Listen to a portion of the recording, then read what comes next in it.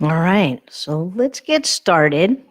I want to thank you for joining us for the Bay Area Older Adults and Mid-Peninsula Regional Open Space District's Lunch and Learn at El Corte de Madera Creek Preserve. This program is also in partnership with Save the Redwoods League. So for those of you who don't know Bay Area Older Adults and me, my name is Dr. Ann Ferguson, and I'm Executive Director of Bay Area Older Adults, which I'll call BAO for short. We're a nonprofit organization that improves the health and well-being of more than 42,000 adults age 50 plus each year. We trek on nature trails, learn about different cultures, explore historic sites, experience new culinary flavors, and help connect you to people with shared interests. Since 2013, we've taken more than 4,500 seniors who've walked more than 13,600 miles in more than 30 parks. Photos from some of our walks are shown in this slide, along with our website address. The preserve we're exploring today is El Corte de Madera Creek Preserve, which is one of the preserves protected by our partner, Mid-Peninsula Regional Open Space District, which I will call Midpen for short.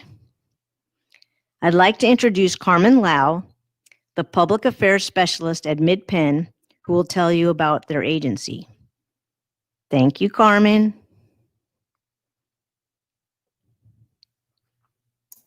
Hi, everyone. Thanks, Anne, for that introduction. Can you hear me okay? Yes, we can hear you perfectly. Okay, great. Well, thank you all so much for joining today and spending your lunchtime with us. My name is Carmen Lau. I'm a Public Affairs Specialist at Midpen, and I'm really thrilled to be partnering with Bay Area Older Adults and Save the Redwoods League on this exciting virtual event. Before we get started, I'd like to share a little bit more about Midpen. Midpen's mission is to acquire, protect, and restore the natural environment and provide opportunities for public enjoyment and education. In 2004, Midpen expanded its boundaries into coastal San Mateo County and developed a second mission statement that includes preservation of viable agricultural land use in this region. Next slide, please. Midpen is a public agency created in 1972 by a grassroots voter initiative. We manage 26 open space preserves in Santa Clara, San Mateo, and Santa Cruz counties, with nearly 65,000 acres of open space land and over 240 miles of wonderful trails for walking, hiking, biking, dog walking, and equestrian use. Midpen has 25 preserves that are open to the public all year long and free of charge. This is a map of Midpen's jurisdiction, with each of the dark green areas indicating a Midpen preserve. Midpen's boundaries extend from San Carlos to Los Gatos and to the Pacific Ocean, and also from south of Pacifica to the Santa Cruz County line. You can learn more about us at our website at openspace.org. And now I'll turn it back to you, Anne, for the presentation. Thank you. So let's do a practice question so everyone feels comfortable. So the question is, on average, how many days per week do you go out for a walk? The answer choices are none. Second choice is 1 to 2 days a week. The third choice is 3 to 5 days a week. And the fourth choice is 6 to 7 days a week. So we'll give people a few seconds to make their choices.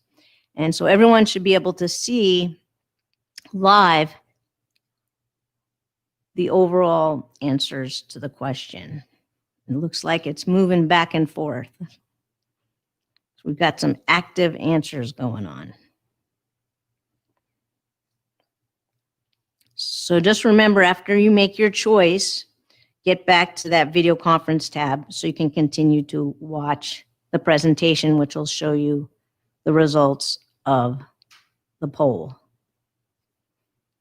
All right, so it looks like most people, it's pretty evenly spread between 1 to 2 days, 3 to 5 days, and 6 to 7 days a week. But I'm very happy to see that most people are getting out there to walk on a regular basis. So today is an interactive educational exploration of El Corte de Madera Creek Preserve, and that's located in the upper headwaters of the San Gregorio Creek Watershed. First, we're going to learn about the Watershed Protection Program. And next, our expert from Save the Redwoods League will take us on a tour of the preserve and explain how our precious California redwoods persevere through the fires we have each year and other fascinating facts about these ancient trees. Along the way, we'll see different flora and see and hear the birds that make their home here. After the tour, we'll have a Q&A session. So let's have another quick poll. The question for you is, have you ever been to El Corte de Madera Creek Preserve before? And of course, the answers are yes or no. So go to your polling tab, click on your choice to have it recorded, and then go back to the video conference tab. And again, we'll give people a few seconds to get those answers logged in.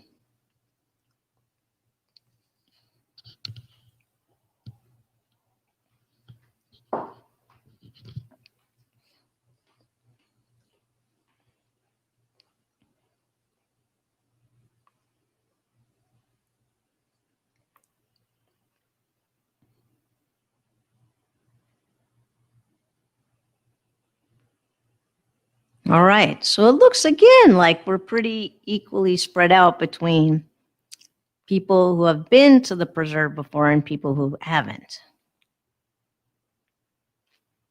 So for those of you who have not been to the preserve before, I just want to make sure you know how to get there.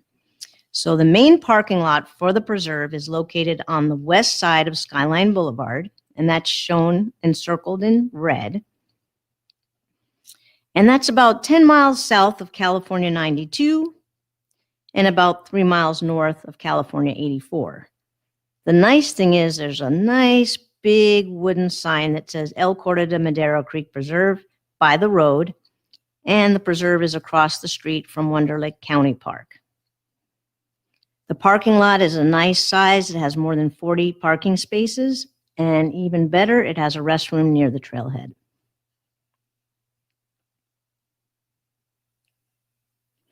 So I mentioned that El Corte de Madera Creek Preserve is located in the upper headwaters of the San Gregorio Creek watershed.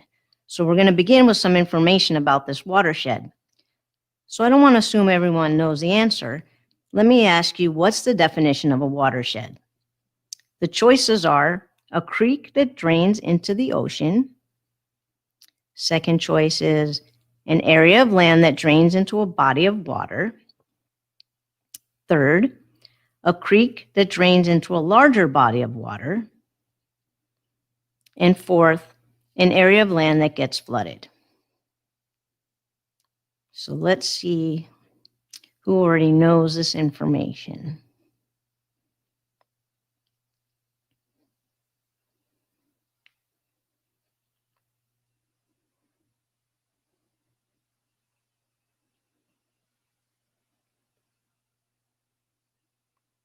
All right, it looks like we've narrowed it down to either answers B or C. And the correct answer is that a watershed is an area of land that drains to a common point, which is typically a nearby creek, stream, river, or lake. And every small watershed drains into a larger watershed that eventually flows into the ocean. Watersheds support a wide variety of plants and wildlife and provide many outdoor recreation opportunities like fishing. So as you can see on this map, the San Gregorio Creek watershed spans multiple public lands, including La Honda Creek, Russian Ridge, and Windy Hill open space preserves, San McDonald County Park, and San Gregorio State Beach. In El Corte de Madera Creek Preserve, the land drains into Lawrence Creek, which is shown and written in red up at the top, and flows into El Corte de Madera Creek, which is shown to the left of it and heads south, which eventually flows into San Gregorio Creek, which is running horizontally, and that flows out to the Pacific Ocean. This watershed is the second largest drainage in coastal San Mateo County, with approximately 45 miles of streams. In 1998, the San Francisco Bay Regional Water Quality Board identified San Gregorio Creek as impaired due to excessive sedimentation under the Federal Clean Water Act. In 2014, the El Corte de Madera Creek Watershed Protection Program was funded by voter-approved Measure AA. One of the program's main goals is to prevent sedimentation in Lawrence and El Corte de Madera creeks. This slide shows you what sedimentation in a creek looks like. It makes the creek color brown and opaque because loose sand, clay, silt, and other soil particles settle at the bottom of the creek and flow into the water. The Environmental Protection Agency considers sediment the most common pollutant of rivers, streams, creeks, lakes, and reservoirs. So where does this sediment come from? In the case of El Corte de Madera Creek Preserve, one major origin is soil erosion. So besides looking ugly, why is this even a problem? Both plants and fish live in water. Other wildlife hunt for food in water, and examples include birds feeding on aquatic invertebrate and small fish, and animals that eat fish. Water that has a high concentration of sediment prevents animals from seeing their food and for plants from growing because they don't get enough sunlight. It also reduces the oxygen in the water that's needed by aquatic invertebrate like mollusks, arthropods, snails, and insects that the fish eat. It can also clog fish gills and otherwise impact fish health, as well as many other negative effects. For the threatened steelhead trout and coho salmon that live in the creeks, they lay their eggs in the gravel or rocks in the creek bed. And if the gravel gets filled with sediment, the eggs smother. In a clear, clean stream, as many as 60% of a fish's eggs survive. It's estimated that only 5% survive if there's sediment in the stream.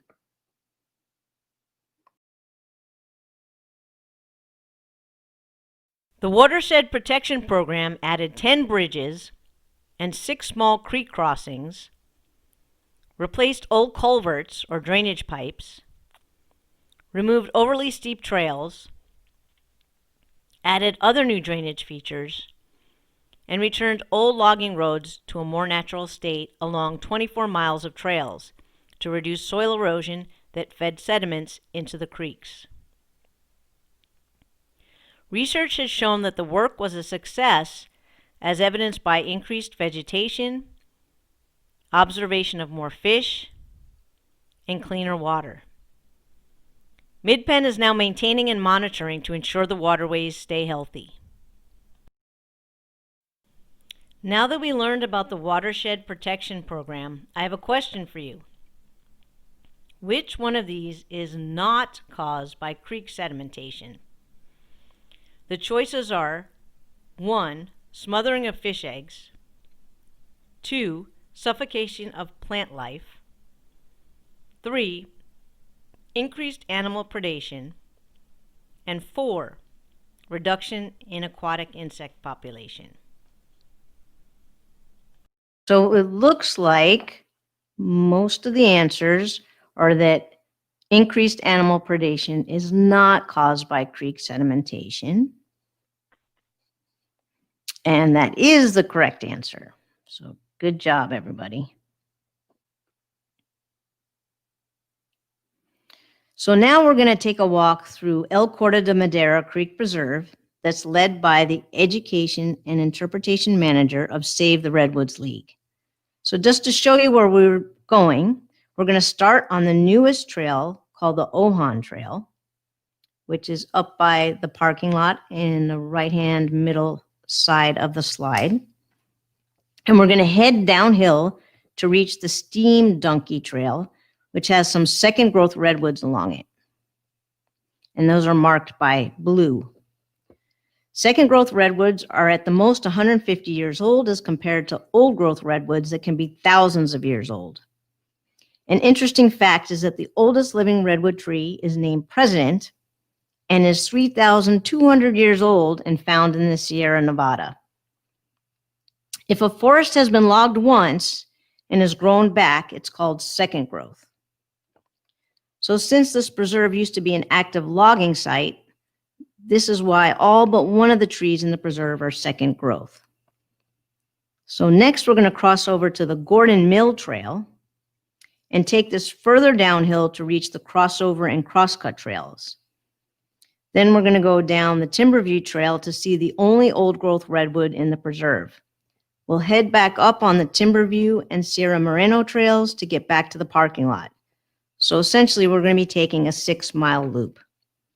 So let's get started.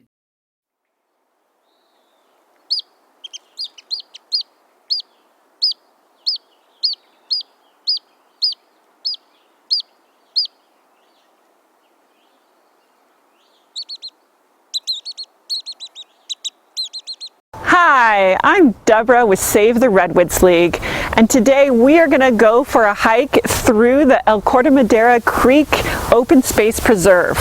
This is a beautiful, almost 3,000 acre preserve that is owned by the Mid-Peninsula Open Space District. And it is a beautiful redwood preserve. And today we're going to talk a little bit about redwood resilience. There's been a lot of fires going on recently, specifically in redwood forests, and a lot of people are worried about these parks and preserves and these trees. And we're going to talk about how these forests can be so resilient during a time of fire. So come with me as we walk through the preserve.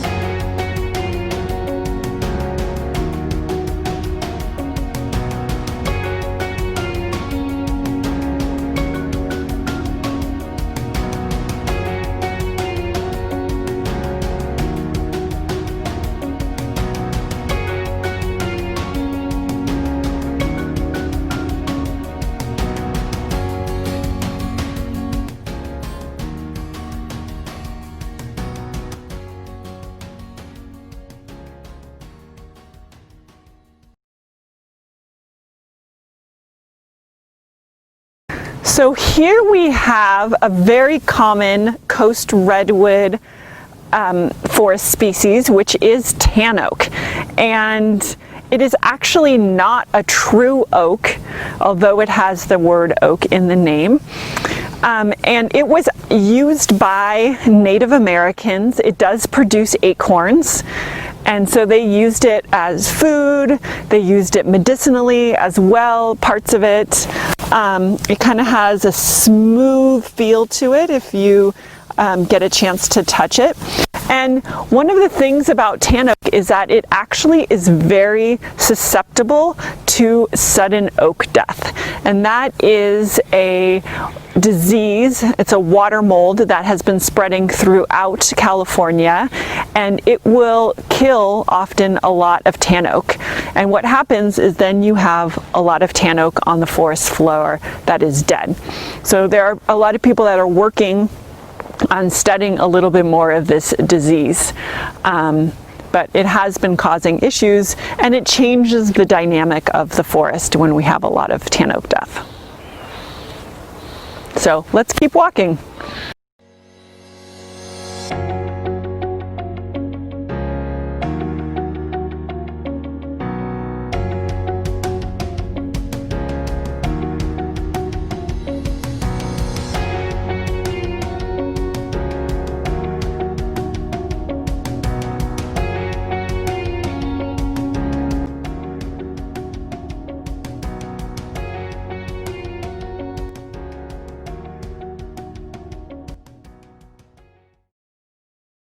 So this preserve was logged starting in the 1860s, all the way up until when it became a preserve in the 1980s. And we see evidence of logging just like over here, where we have some different stumps that show that there was logging that happened in this area.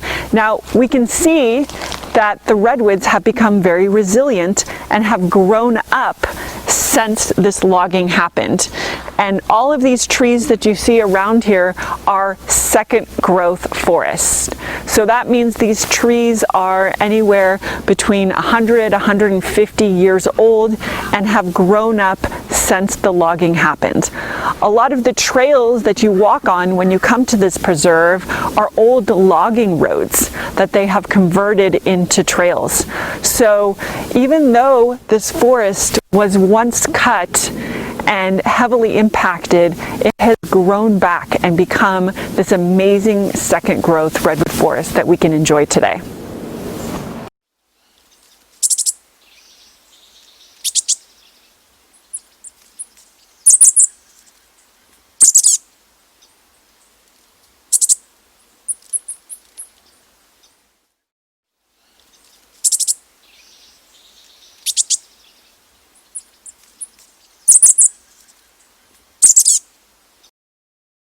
So here we have lichen, and lichen is actually a symbiotic relationship between a fungus and a bacteria.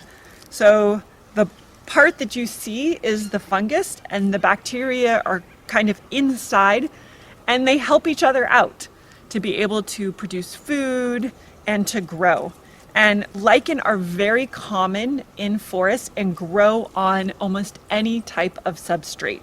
So whether it be branches or cement or rocks, they grow on just about everything.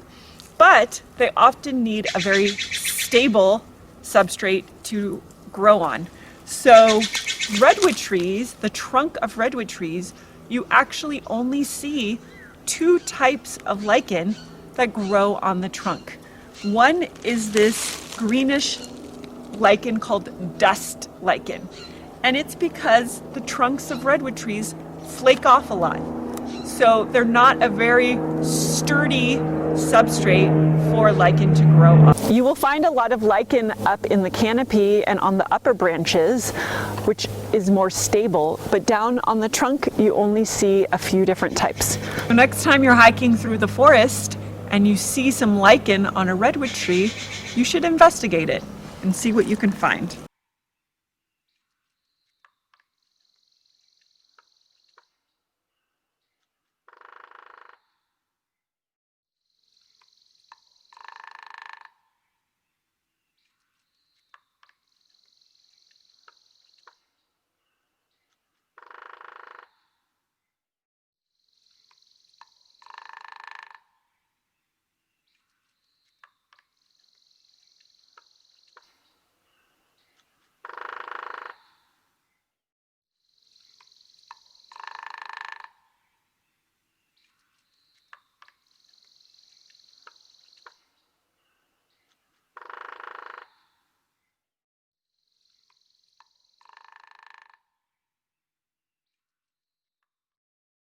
So when we are in a forest, how do we even know that these trees are redwood trees. It's often very difficult to be able to identify trees from the ground. The majority of what you're going to see is the trunk here. And if you feel a redwood trunk, it feels very spongy. It has this reddish brown color to it, and it kind of, the bark flakes off a little bit. You can see some examples of where bark has come off. And it has this general, somewhat ridgy aspect to it. But a lot of it really is the soft, spongy nature of this bark. And another way that redwoods are so resilient, especially to fire, is their really thick bark. Redwoods can have up to a foot thick of bark, and we think of it as like a shield on a space shuttle. It protects the tree from the fire so that even if the thick bark burns, which it's meant to, it won't penetrate into the inner area, the living tissue of the tree, to actually burn the tree and kill it itself. So next time you're in a redwood forest, make sure to touch the very spongy bark hairy bark of a redwood tree.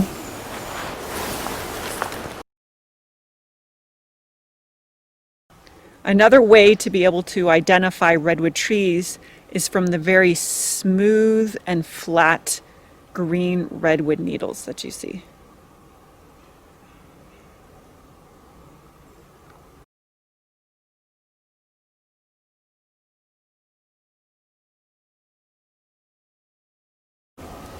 This is a great example of looking at the different parts of a redwood tree. So here you can see how thick this bark is. And again, the thick bark helps make the tree resilient and resist fire when it comes through. This white inner part is called the sapwood, and that helps transport some of the water in the tree. And then this inner red part is called the heartwood, and that is dead plant material, and it's really the structure and the heart of the redwood. And that's partially where redwoods get their name, is from this red inner heartwood area. And this heartwood is the area that stores the carbon. So redwoods are known to store more carbon than any other forest in the planet. So redwood forests can store a lot of the carbon, and they're taking it out of the atmosphere and storing it here in the heartwood. And you can see, even as a redwood tree falls, it decomposes very slowly, so that carbon is staying in the wood of the tree and not getting released back into the atmosphere. So we like to think of our really big old growth redwoods, but even these second growth redwoods, as part of the climate change solution. They are taking that carbon, storing it in their wood, and helping to keep it out of our atmosphere.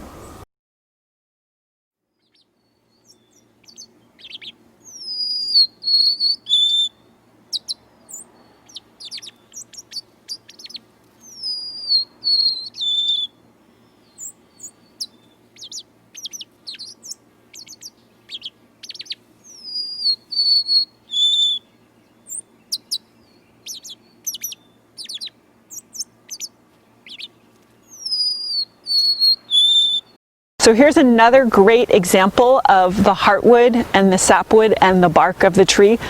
And this heartwood is what makes redwood trees so valuable for timber. Is you can see how much of the tree is heartwood, and this is the part that the logging companies want and that they use for timber and for decking and houses. Now, if you look really closely, you can see some of the tree rings. And a redwood tree, and all trees actually here in Northern California, will put on one ring of growth every single year. And so you can see a darker ring and a lighter ring. And that is for the different growing seasons. The lighter ring is for the wet season when it grows a lot, and the darker ring is during the drier season when it grows a little bit. So you can tell often the age of a tree by counting its rings. We also have scientists that look at these trees and study the rings to look at growth patterns and to give us an idea of how these trees have grown in the past, and it can help tell us how they may grow in the future with all the changes in climate that we have going on. So we like to study the rings. Redwood trees are notorious for being very difficult to study their rings. Sometimes you can see they're very narrow and sometimes they are very wide. And it can tell us, was there a very wet year and the tree grew a lot that year? Or is it a very narrow tree ring and maybe that indicates a drought? So just by looking at the rings, you can tell a lot about a tree's life and the life of the forest.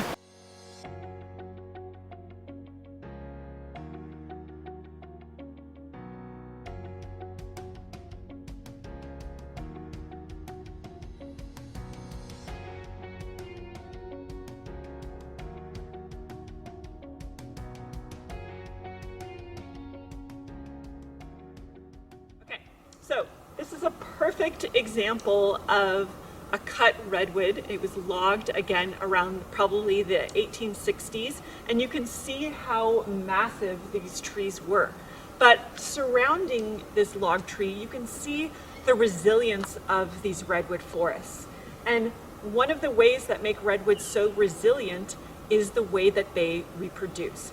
And they reproduce from sprouts. One way is that they reproduce from these sprouts that come up from the base of the tree. So if a tree is cut down or is injured in some way, the tree will then send out baby sprouts from its base that will eventually grow up to be the tall redwoods that we see today. They also rely on seeds for reproduction, but these sprouts is one way that make redwood trees so resilient. Here we have a great example of fire. Redwoods have lived with fire for a very long time. Native Americans that occupied this area before had fire was a part of their landscape, and they actively burned the forest to be able to allow for new growth and for some food production. And so again, these redwoods are adapted to be with fire, and when we have remains of trunks of fire like this can often be really good habitat for a lot of different animals and is considered still part of the important landscape of this area. So one of the ways that fire is very beneficial to a forest is you can see all of these dead lower branches. And when a low intensity fire sweeps through, it will burn a lot of these lower branches to the ground. And it just helps then the tree have energy to produce and put energy into producing branches and leaves higher up. Again, down here on the ground, you can see there's been a huge buildup of dead plant material, branches and trees that have fallen down. And again, when a fire sweeps through here, a low intensity fire will burn all of this and recycle the nutrients back into the ground and provide that nutrients to the trees and any new plants. So fire is very important to the landscape.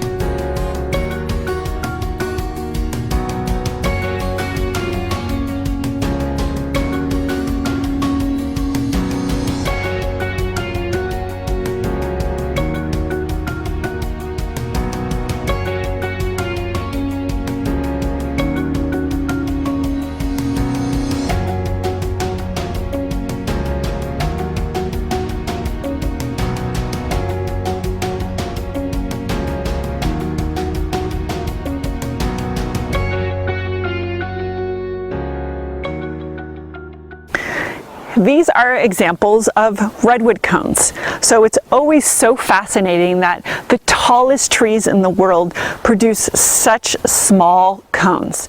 And that is because, as I mentioned, they have a couple different ways that they reproduce.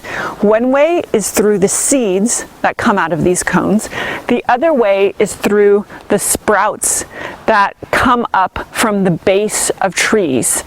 And this sprouting is a more common way for redwoods to reproduce. You can think that if you're a tiny redwood seed and you fall into the ground, you have to find sunlight to be able to germinate and grow. And redwood forests are known to be very shady, cool environments. So it can be difficult if you're a redwood seed to actually reproduce. So that's why redwoods are ingenious and have discovered a different way to reproduce to be able to continue to thrive and survive. And that is another example of how resilient they are, especially after fire and logging impacts.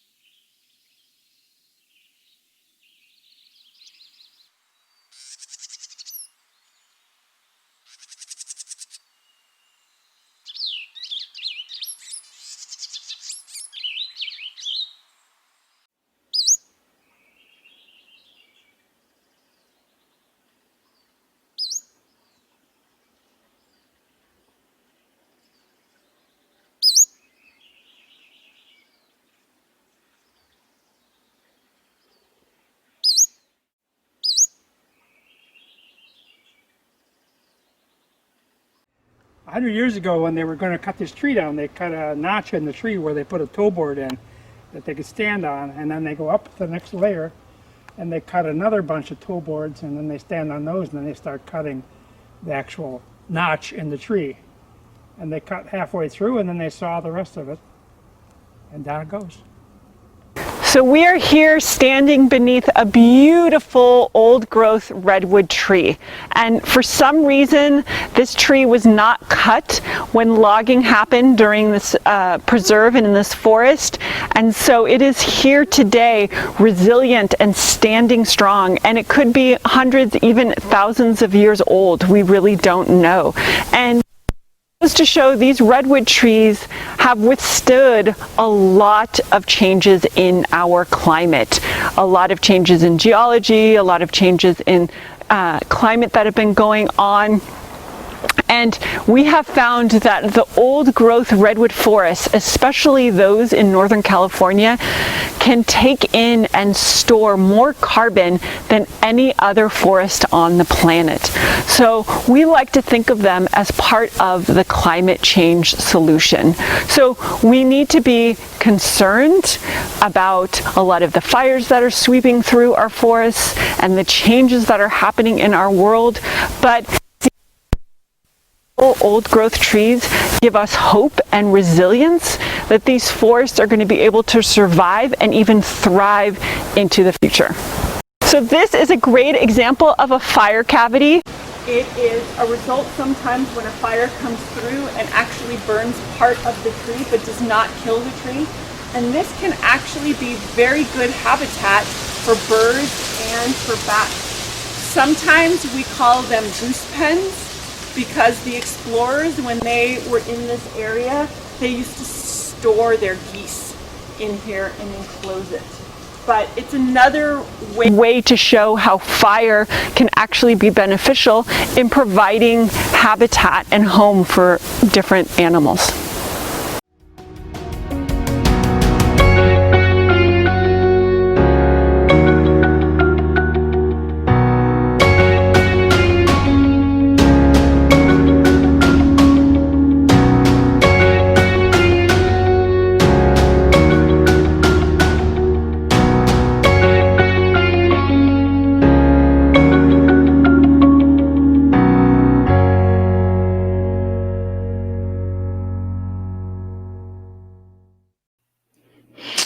Great. So hopefully people got a sense who haven't been to that park or haven't been to those trails in particular, what the El Corte de Madera Creek Preserve is like. And I want to especially thank Save the Redwoods League for letting us borrow Deborah Zerton on our walk, and also Mike Hunt, which you saw walking towards the old growth redwoods with his camera gear, because he and I both shot the video. That way we could get different angles of Deborah while she was talking, and we could edit those. So thank you to both of them. I also want to let you know that this presentation and other park tours are available at Bay Area Older Adults webpage shown here.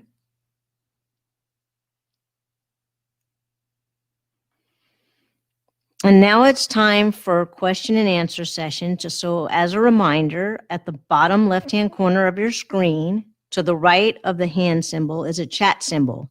So you can click on that symbol and write us your questions.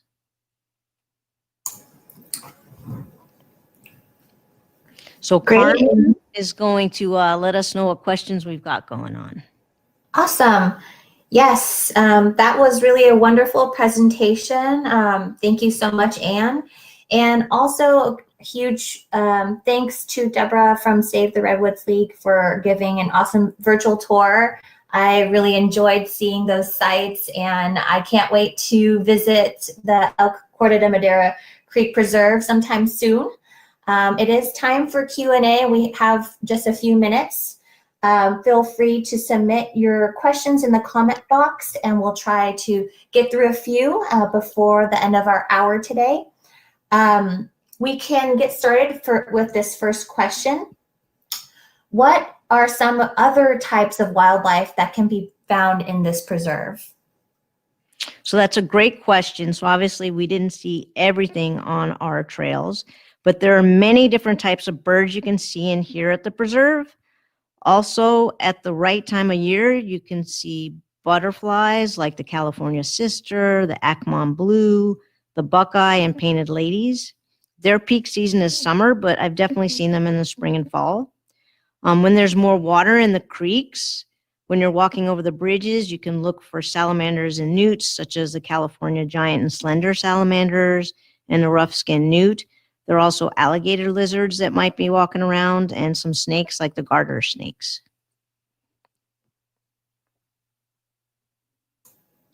Awesome.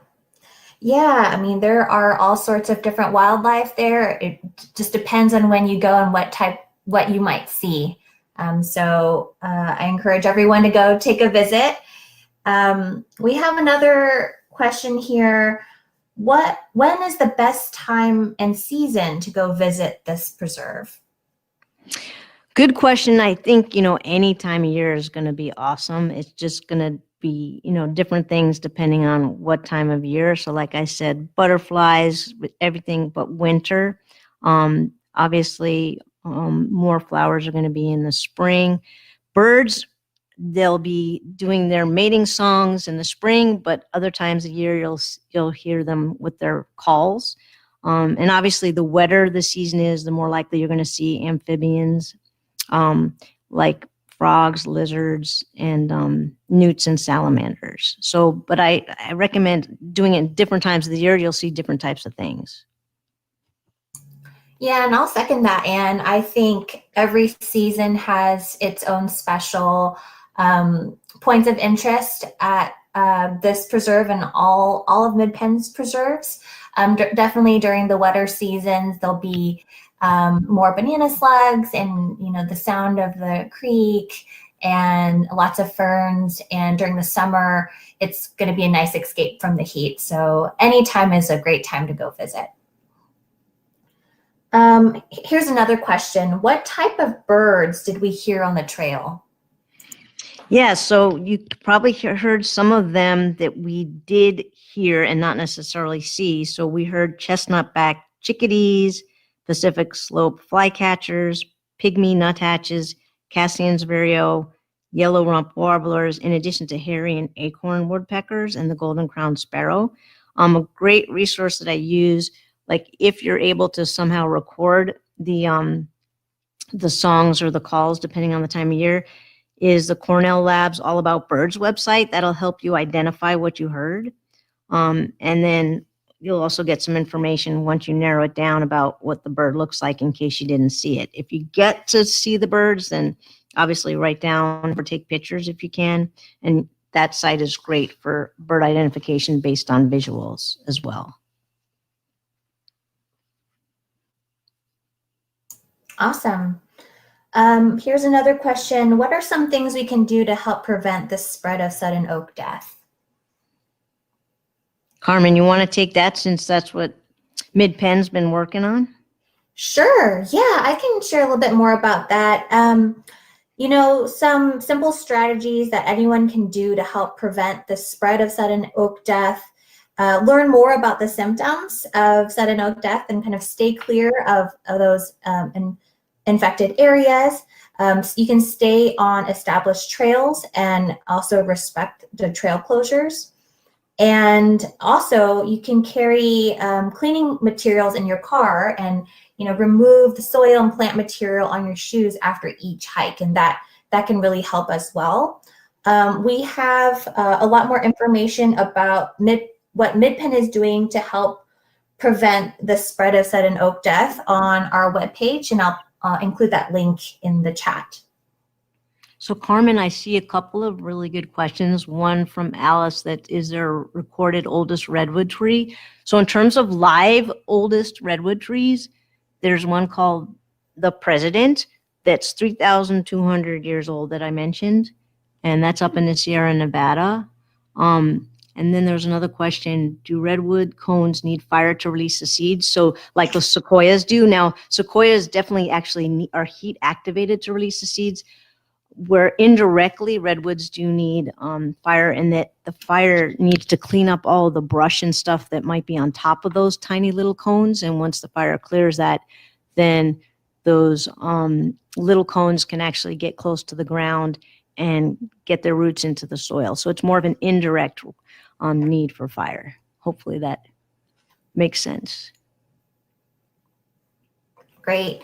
Well, I do want to wrap up with our last slide. So thank you so much for all your great questions. That was really wonderful. And we really want to thank you for joining this presentation. And we hope you learned something new today, and hope today's talk inspires you to visit the redwoods at El Corte and Madera Creek Preserve sometime soon.